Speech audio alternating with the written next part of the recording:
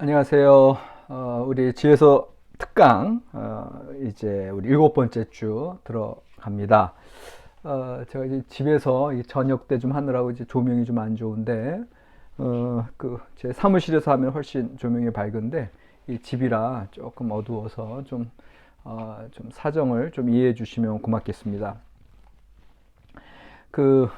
지난주에 이제 욥기 이제 앞부분을 좀 했고요. 이제 교재를 중심으로 지금 계속 진행하고 있습니다. 그래서 욥기 이제 세 번째 사이클 113쪽부터 오늘 시작하려고 합니다. 그 세 번째 사이클 여러분들이 이제 욥기를 보셔서 아시겠지만 첫 번째, 두 번째 사이클까지는 규칙적으로 잘 가잖아요. 이제 세 번째 사이클에 들어와서는 갑자기 두 번째 친구 소발의 발언이 상당히 짧아지죠. 예, 상당히 빌닷의 부분 25장 1절에서 6절이 이제 짧아지고 그다음에 욥이 대답하고 그리고 나서 세 번째 소발은 없어져 버려요. 그래서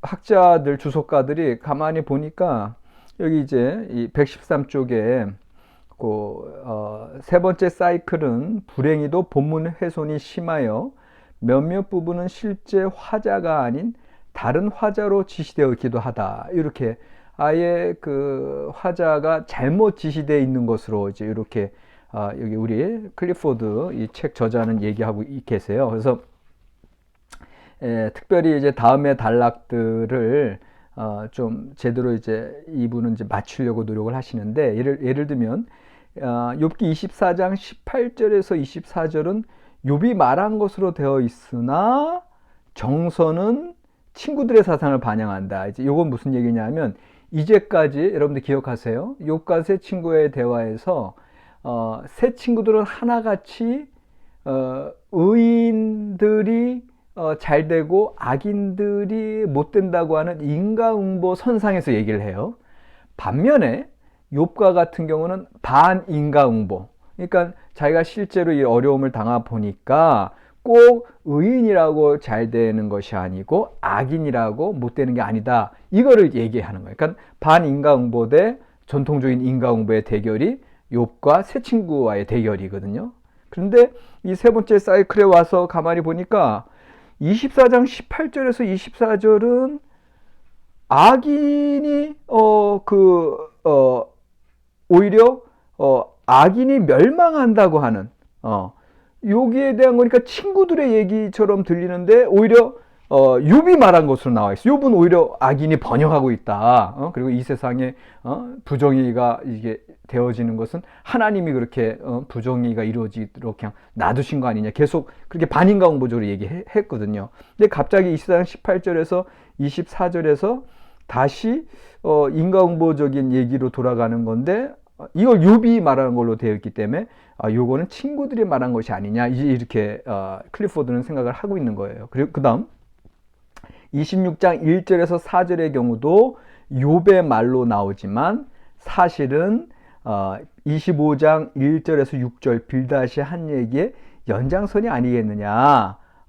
그 다음에 왜 26장 또 5절에서 14절은 다시 또 전통적인 지혜가 나오기 때문에 이게 욥이 이야기한 것 같지가 않다. 그 다음에 27장 13절에서 24절도 욥의 말로 되어 있지만 친구들 중 한 사람 발언으로 보인다. 이제 클리포드는 계속 그렇게 얘기해요. 그래서 113쪽의 밑에서 두 번째 줄 보면 클리포드는 24장 18절에서 24절을 아마도 소발에 속한 것으로 자기는 그렇게 보겠다는 거고 또 26장 1절에서 4절의 욥의 발언은 27장 2절 12절에 자신의 언설의 서론으로 보고 27장 13절에서 24절은 소발의 발언으로 이렇게 다시 소발의 발언 세 번째 사이클이 없어진 걸 회복시키겠다. 이제 이렇게 114쪽에 나오거든요.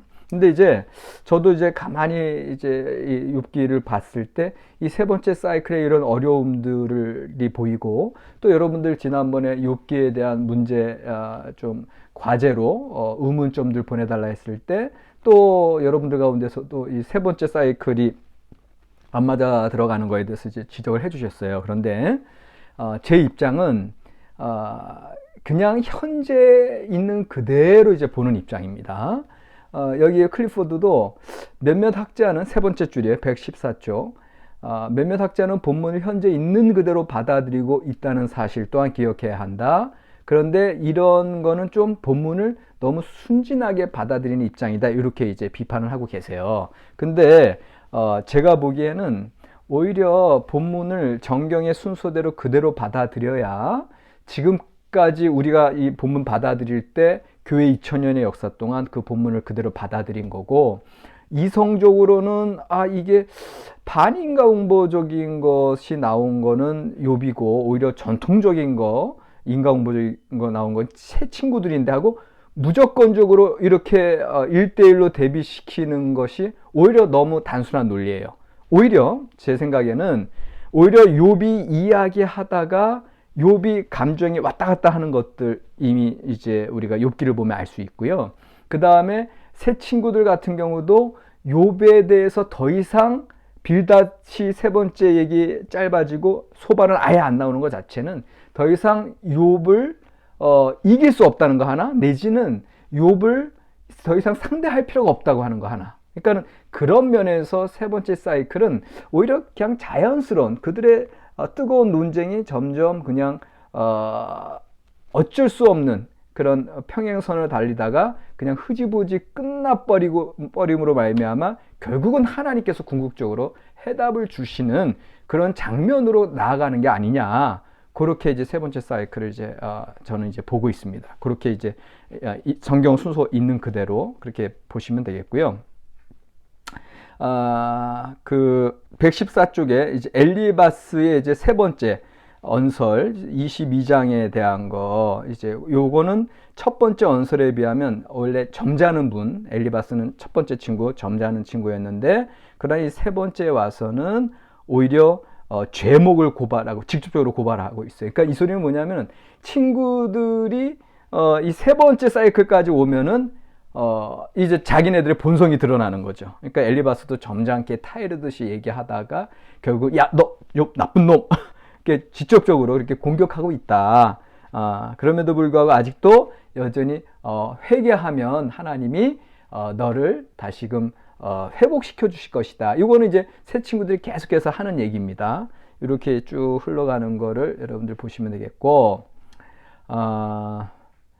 그 115쪽에 보면 그 욥이 이제 지금 세 번째 사이클까지 왔으니까 욥의 일단 새 친구들은 대부분 계속 악인의 멸망, 의인의 번영, 그 다음에 그 욥이 너가 잘못한 거 있기 때문에 이런 어려움 당하는 거야. 그 다음에 네가 그러나 회개하면, 지금이라도 회개하면 용서받을 수 있어. 계속 꾸준히 이렇게 가요.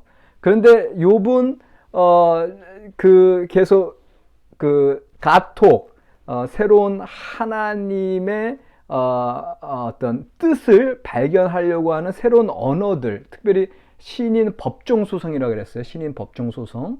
그런 언어들을 가지고 계속 하나님께 나아가기 때문에 오히려 욥은 점점 뭔가 발전하고 있어요. 요게 115쪽에 보시면 네 번째 줄이에요. 욥의 목적은 분명해져요. 처음에 욥은 고통으로 망연자실한 상태에서 모든 것이 끝나버리길 소원했어요. 그냥 수월로 빨리 내려가고 죽음의 세상으로 빨리 갔으면 좋겠다라고 했지만, 그러나 친구들과 논쟁 후에는 하나님과 대면하기를 원하게 됩니다.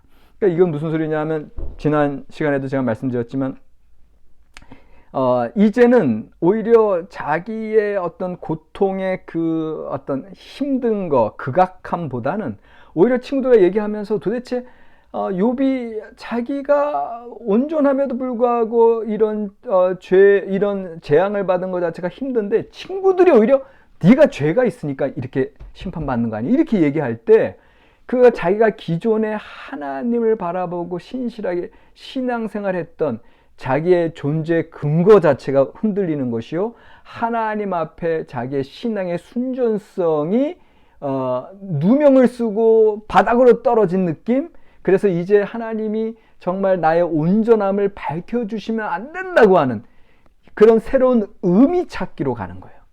그러니까 더 이상 자기가 당한 재난과 고통의 문제, 이거는 오히려 두 번째 문제가 됐고, 이제는 오히려 하나님이 지금 자기에 당한 상황에 대해서 설명해 주시고, 자기가 이러한 억울함으로부터 벗어나야 되는 그런 것들로 이제 나아가게 되는 그런 발전하는 방향을 이제 보게 됩니다. 그래서 근데 이제 이게 사실 욥 자신이 자기의 어떤 의로움을 드러내고자 하는 어떤 이런 움직임보다는 이제 욥기의 그 내용들을 가만히 더 깊게 살펴보면 욥은요 지금 아무것도 의지할 게 없어진 상황이에요. 그러니까는 일단 그 재앙과 고난의 그 극도까지 이미 떨어진 상태예요. 그러니까 이 떨어진 상태에서 두 가지 중에 하나예요. 자기 스스로 자기 생명을 없애거나 아니면 버틸 수밖에 없는 상황이에요. 그런데 욥은 버티는 걸 한 발 더 나가서 적극적으로 하나님께 나아가는 거거든요. 그러니까는 여러분들 욥에 대해서 지난번에 제가 courage to be honest, 이제 솔직함, 정직함에 대한 용기를 말씀을 드렸을 때 여러분들이 이제 숙제를 하시면서 질문을 좀 제기를 하셨어요. 그래서 이 정직함이라는 게 도대체 어떤 의미냐? 어떤 때는 누가 정직하다고 하는 게 좀 오히려 자기 중심적인 그런 성향이 드러나는 거 아니겠습니까? 이제 이런 얘기들을 좀 하시고, 뭐 이제 원망과 정직함의 차이는 뭡니까? 여러 가지 질문들이 들어오셨는데, 근데 제가 얘기하고 싶은 욥기에서 욥이 하나님 앞에 나아가고 있다고 하는 거, 그 다음에 정직할 수 있는 용기라고 하는 건 뭐냐 하면, 그냥 자기의 지금의 실존적인 모습 그대로 하나님께 나아간다는 소리예요. 네. 그리고 그렇게 될 수밖에 없는 게 지금 욥의 상황이고, 그러니까는 아무것도 없는 모든 울타리가 다 붕괴된 상황에서도 불구하고 여전히 하나님 바라보며 나아가는 모습, 그게 이제 courage to be honest입니다. 그러니까 그런 것을 이제 기억하시면서, 그러니까 저는 욥이 점점 하나님과의 관계성에서 점점 발전하는 모습을 보인다. 그러니까 최소한 새 친구들은 자기의 기존의 울타리와 교리와 자기의 경험과 자기가 알고 있다고 생각하는 거에 머물러 있기 때문에 하나도 발전이 없어요. 오히려 재난만을 주는 위로자들이었어요. 그런데 욥의 경우는 모든 걸 다 포기하고 자기께 아무것도 없는 상태에서 그냥 있는 모습 그대로 하나님께 나아가고 있을 때 오히려 하나님이 그를 더 의롭다고 칭해 주시고, 오히려 그에게 하나님이 나타나 주셔서 모든 것을 이제 대답하시는 걸 우리가 이제 보게 되거든요. 그러니까 이제 그것이 욥과 새 친구의 아주 근본적인 차이가 되고 있습니다. 이제 지금 클리포드는 계속 이 법정 배경의 상황에서 이제 세 번째까지 왔다. 그래서 115쪽에 밑에서 세 번째 줄 27장 7절에서 욥은 그의 대적자를 언급할 때 하나님을 가리키는 것으로 보인다. 하나님을 가리키는 거 왜? 맥락이 법정 배경이기 때문에 하나님을 이제 소환하는 방법을 취하기 때문에 하나님을 가리킬 수도 있고, 그러나 저 같은 경우 여전히 그 새 친구들을 얘기하는 걸 수도 있어요. 그러나 분명한 건 이 법정 소송의 형식을 계속해서 이어가고 있다. 그렇기 때문에 욥이 마지막에 27장에 맹세문이 나오는데, 그 맹세문은 하나님이 그의 진실성의 보증자임을 선포한다. 116쪽 세 번째, 네 번째 줄에 나와 있습니다. 그래서 일단 욥과 새 친구와의 그 뜨거운 논쟁은 이제 27장에서 이제 일단락이 되고, 이제 지혜 시인 28장이 나오고 있습니다. 그게 116쪽에 나오고요. 그 독립적인 지혜에 대한 시가 도입되고 있다. 이 시는 욥이나 친구들이 아닌 내러이터에 의해 언급되기에 구별된다. 그러니까는 이제까지 욥과 새 친구들이 직접 얘기한 거라면은 이 지혜시 28장은 뭔가 제3자, 이제가 이제 쭉 실제로 이제 내러이터, 그 나레이터가 쭉 이제 이야기하는 이제 그런 형식으로 되어 있죠. 그러나 이제 일단 28장 자체는 갑자기 뭐 제3자가 얘기한다기보다는 욥이 이제 뭔가 새 친구와의 대화가 끝난 다음에 좀 혼자 지혜시 묵상을 하는 걸로 이렇게 나오는 거고요. 그다음에 역사 비평적으로는 좀 후대에 28장이 이제 첨가된 것으로 이렇게 이제 보게 되지만, 그러나 우리는 정경적인 읽기를 해야 되는 사람들이기 때문에 여전히 욥이 새 친구의 논쟁이 끝나고 지혜시를 선포하고 다시 29, 30, 31장에서 자기의 마지막 진술을 가는 걸로 이렇게 봤을 때 이 지혜시는 극적 효과를 가져온다 이렇게 돼 있어요. 그러니까는 가장 중요한 순간, 뭔가 새 친구와의 논쟁은 끝났고 뭔가 새롭게 발전해야 되는 상황에 요 조용한 전혀 다른 분위기의 지혜시, 묵상시가 나옴으로써 극의 전개가 지연되거나 지체되는 그런 극적 효과를 지금 가져오고 있다 이렇게 보는 거죠. 그래서 요 첫 번째 효과, 첫 번째 이 지혜시가 욥기 전체에서 공언하는 바는 첫 번째, 극적으로 다음의 장면을 지연시킴으로써 독자의 어떤 질문과 기대를 불러일으킨다라고 하는 게 이제 첫 번째 효과면, 두 번째는 대화의 중심 쟁점, 욥과 새 친구의 대화의 중심 쟁점은 인간이 어떻게 하나님의 길을 알 수 있는가, 하나님께서 지금 욥의 상황에서 이뤄내고 있는 일들에 대해서 욥은 계속 그걸 설명을 이제 요청하고, 새 친구들은 야야 너 그렇게 하면 안 돼, 이미 하나님의 뜻이 이렇게 돼 있잖아 하고 자기네들이 다 지혜를 알고 있는 것처럼 얘기하잖아요. 그러나 지혜시 28장은 오히려 그 모든 길은 하나님만이 알고 계신다, 인간들은 절대 알 수 없다, 이제 이렇게 얘기하잖아요. 이게 또 상당한 대조적인 효과를 이제 보이고 있고, 세 번째는 오히려 이제까지는 변증, 논쟁, 토론의 형식을 취했다면 갑자기 시적인 찬양의 수준으로 이 욥기 28장은 나타나거든요. 그러니까 이런 면에서 참 28장을 정경적인 읽기에서 이걸 어떻게 해석을 해야 되느냐, 어떻게 함께 주변 본문의 맥락들과 더불어 읽어 나갈 수 있는, 이것도 욥기 주석에 있어서는 되게 중요한 문제가 되겠습니다. 그래서 이거에 대해서 이제 우리 구약 전공 이제 목사님과 이제 박정곤 목사님이 지금 이제 논문을 쓰고 계신데 상당히 기대가 되는 이 욥기 28장을 중심으로 욥기 전체를 다시 읽을 수 있거든요.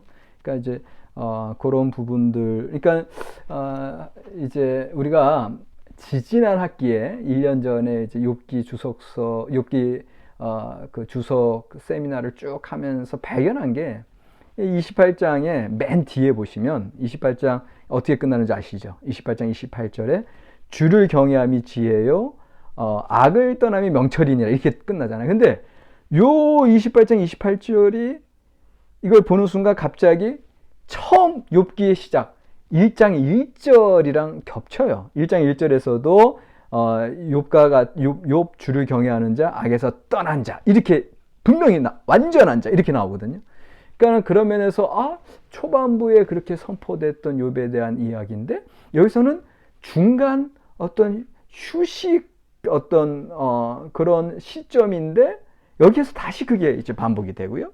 그리고 이제 맨 나중에 이제 욥기 42장 이제 그 5절 6절 그쪽에 가보면 하나님 앞에 하나님과 대화를 나누는 그런 경지에 이른 욥의 모습이 또 나오거든요.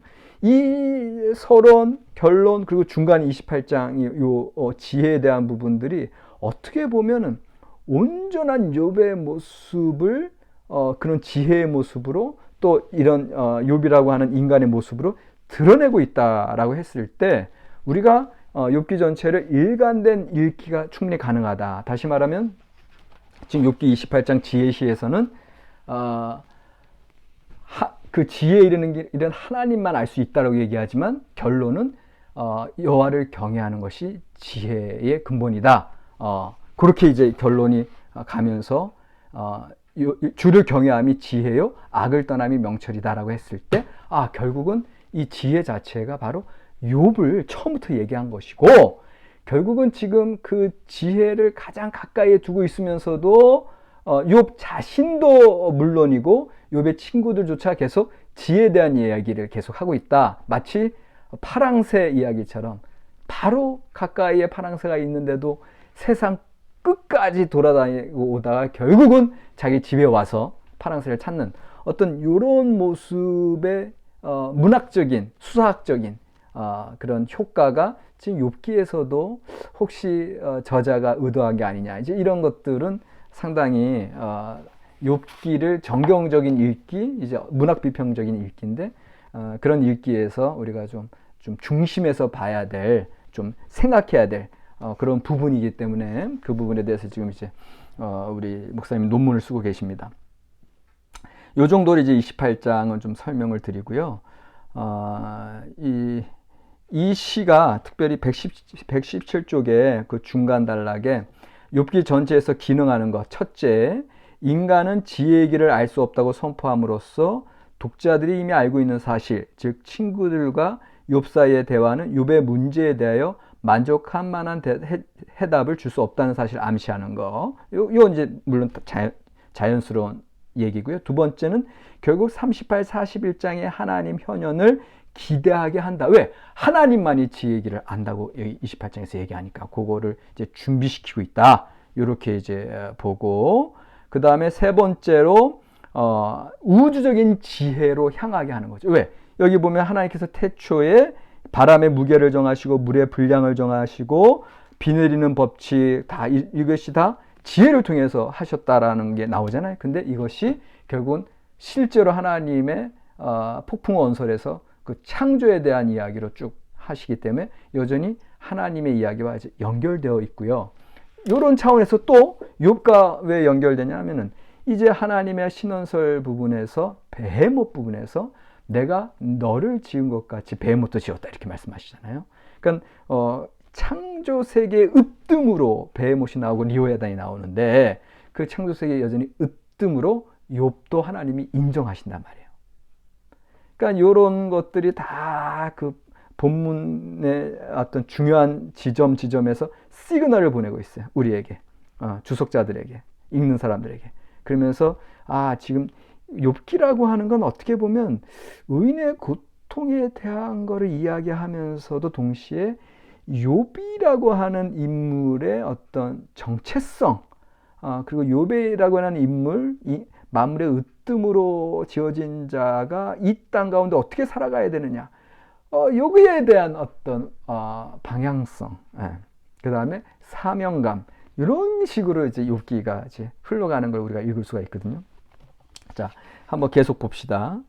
욥의 최후 진술 29에서 31장인데 이 부분도 상당히 이제 인상적인 장면인데 29장에서는 이전에 자기가 정말 아름답고 풍성하고 또 뭔가 명예롭고 그런 아주 최고의 삶을 누린 게 29장에 쫙 나와요. 그러나 30장은 과거와는 달리 현재 자기 고통받는 그 극심한 재난의 상황을 또 한탄하면서 얘기해요. 그러면서 끝으로 31장에 가서 완전히 그 최후 변론, 이제 법정 소송의 형식을 좀 계속 취하고 있으니까 최후 변론으로 제가 만약에 이런 일을 했다면 제가 이런 죄를 받겠습니다. 만약에 제가 이런 일을 했다면 이런 죄를 받겠습니다. 하면서 쭉, 이건 뭐냐면 자기의 무고 맹세문이에요. 무고. 자기에게는 아무 죄가 없다라고 하는. 그러면서 자기에게 인간이 생각 가능한 모든 죄악상들을 쫙 얘기하면서 제가 이런 데서도 불구하고 정말 아무런 죄가 없습니다. 그러니 제가 도대체 무슨 죄목으로 이런 재앙을 받는지 저에게 알려주십시오. 제가 서명한 이 법정 소송장 여기 있으니 주여 이 법정 소송장에 응답하는 그 누구를 보내셔서 제 제목을 밝혀주세요. 이렇게 얘기하는 게 이제 31장에서 그렇게 최후 변론과 신임 법정 소송의 최종적인 소환서를 이제 보낸 거죠. 하나님 앞에. 자, 천국에. 그만큼 이제 31장은 중요한데, 여기에서, 여러분들이랑 제가 같이 좀 생각해 보고 싶은 게 이제 119쪽에 나와요. 119쪽에, 욥은 자신의 미덕을 이제 선포한다. 그는 법정 앞에서 자신의 내적 동기와 외적 실천에서 필적한 자가 없는 영웅적인 삶을 살아왔다고 자부한다. 이 119쪽에서 이렇게 얘기하는 거거든요. 요게 이제 여기 118쪽으로 다시 오시면 118쪽에 그 밑에 단락 31장은 모든 혐의로부터 자유롭다는 욥의 무고맹세문을 기록한다 이렇게 돼 있죠. 만일 내가 이러한 일들을 했다면 이러한 일들이 내게 미치리로다 하면서 이제 최후 법정 변론 진술인데 이게 이제 교차대칭 구조로 A 언약과 저주가 38, 40절에 언약의 증인과 저주로 되고 B 도전 정의의 저울에 나를 달아보라 이게 법정 문서 제출하는 거 그리고 나서 범죄 항목들이 가운데 쫙 나오고 있거든요. 자, 이 범죄 항목들은 내적 동기와 외적 실천에 있어서 완벽한 욥 자신의 모습을 이야기해 주고 있는데 이 모습은 또 두 번째 시간에 계속해서 좀 살펴보도록 하겠습니다.